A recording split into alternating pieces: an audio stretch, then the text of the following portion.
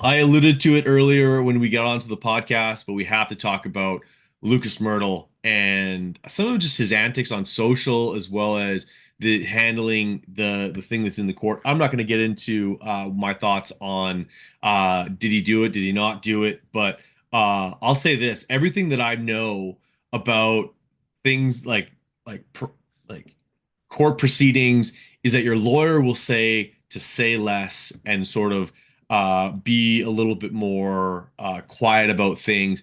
And Lucas seems to have not either been told that or has chose not to heed that advice in any way, shape, or form. He's doing a lot of traveling, apparently a lot of golfing as well. But like he doesn't seem to be carrying himself as the professional that I would expect that he would, given the fact that like with the things that have been the accusations that have been passed down and the situation that's currently in the courts, I would have expected him to be a little bit more reserved, and he's gone the absolute opposite way on that. Um, I don't know that that is the best course of action moving forward. I think that that is something that like I really don't know. I think that that is something that may really negatively affect how things work out. I think obviously like when it comes to uh, like lawsuits and stuff that ends up in the courts, we're talking years on this, guys. It's not going to be just a couple of months.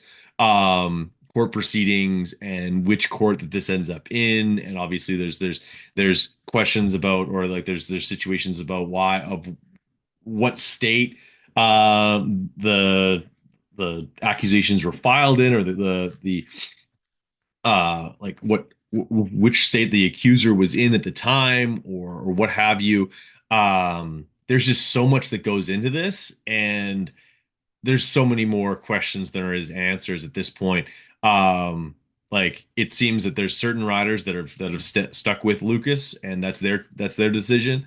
There's obviously Wasserman has distanced themselves from him completely, and Wasserman is one of the most respected, biggest agencies in sport, period. They represent golfers, F1 guys, hockey players, football players, you name it. They're a trusted agency for a lot of these like hugely mainstream sports. So I respect their judgment as far as wanting to sort of distance themselves. But yeah, it is what it is. Like I just the whole thing is just sort of kind of like leaves me scratching my head about sort of where the whole thing is as far as the situation, and what sort of communication's been given to a guy like Lucas. It seems like the whole thing has not been good. I can't imagine the situation like him going through this nightmare. And he's handling it the way he knows best, I suppose. But I would have expected him to be a little bit more on the DL. He's chosen not to do that. Topic number two here on for this particular segment, 250 outdoors. We have got ourselves a championship on our hands. I think it's going to be so much fun to see some guys coming back, guys like Ryder D, Pierce Brown, Jeremy Martin's going to be riding for at least 3 rounds. Does that turn into more rounds? Well, I guess we'll find out. But you're regardless, your defending champion is Hayden Deegan, and I think he's got a great chance to defend his title. You know that with the fact that he wrapped up a title and has been looking like he's going to wrap up a title for a number of weeks now, he's had the luxury of focusing on outdoors, and that likely will be a like spelled to be a little bit of an issue for the rest of the guys who compete against him. Now, that being said, same can be said about Levi Kitchen, who has been, I would assume that Levi has been all outdoors all the time since bowing out of the championship following his crash during the main event at Daytona. Or was that a heat race? Either way, he didn't race the rest of that event. So, yeah, like exited the series, and since getting back on the bike, it has been all outdoors all the time. I think that the 46 47 machine will be firing on all cylinders. Of course, in Supercross and motocross, that's one cylinder. But be that as it may, I think he's in a good position to be really successful this year. Tom Vial is a two-time outdoor world champion, so I don't worry about him whatsoever. I will say that obviously Seth Hamaker has been very focused on a Supercross title right up until as recently as this Saturday. So does that put him a little bit behind the eight ball as far as preparation for the outdoor series? I think it does.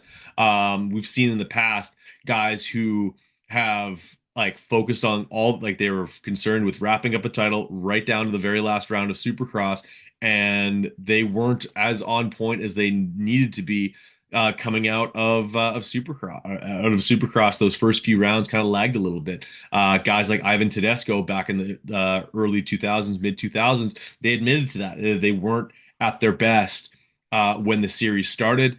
Joe Shimoda, like he hasn't really been much of a factor since breaking his finger, but has he been able to focus on outdoors? I think he has. Same thing with Chance Hymas. Like he had a win not long ago, but has been a little bit of a non-factor in the last few weeks of Supercross. Does that mean he's been spending more time on super outdoors? I think that's the case. I think he's going to be able to come out swinging, and I would not be surprised to see a guy like Chance get a win within the first three rounds, whether it's a moto win or an overall win. And I think probably the best chance to get a chance at a win would be Thunder Valley. I think he goes really well there. The Honda has a ton of power under the hood. And yeah, I think that if there's a round where he's gonna like really catch fire and be able to move forward, it's Colorado. Thunder Valley is a great round for Chance Hymas. What are we gonna get from guys like Ryder D, Pierce Brown? They're coming back from injury. That is a huge question mark. I really don't know what to expect from those guys. I honestly don't even know what to expect from Jeremy Martin. I think the harshest reality of Jeremy Martin returning to the series for even whether it's 3 rounds, 6 rounds, 11 rounds is that he's been training for marathons for the last 6 to 8 weeks or months, and there's a good chance that he puts the boots to some full-time 250 pros that we're not calculating having to deal with him whatsoever. And I don't know if that's even a great look. Another guy that I think that there's some question marks around is a guy like Drew Adams. He's gonna be a rookie in 250 outdoors. He is gigantic as far as physical stature. He's a really big kid. I think he's got to be over 6 feet tall. He's gonna be 6'1", 6'2", weighing in somewhere around 180, 190 compared to some of the guys that he's racing against that are under 150, 160 pounds. Like, doesn't sound like much, but it is when it comes to a 250 outdoors, which it's all about like not to say it's all about the engine, but a lot of those championships and starts come down to the motor and adding 25, 30 pounds to your like just to your frame, just because you're the big dude, is going to it's going to affect his starts. There's no way two ways to slice it. I do expect him to suffer on his starts sometimes, especially even with a teammate like Garrett Marchbanks. They got some great starts with Ty Masterpool last year. I think there's the Kawasaki is more of a five breather than it was in maybe say 4 or 5 years ago. It is a new bike.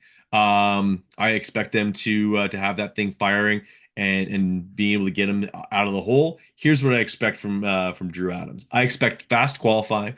I expect him to lead laps, especially if he gets a good start. I expect him to have weekends where he's a bit invisible. That's kind of what rookies do.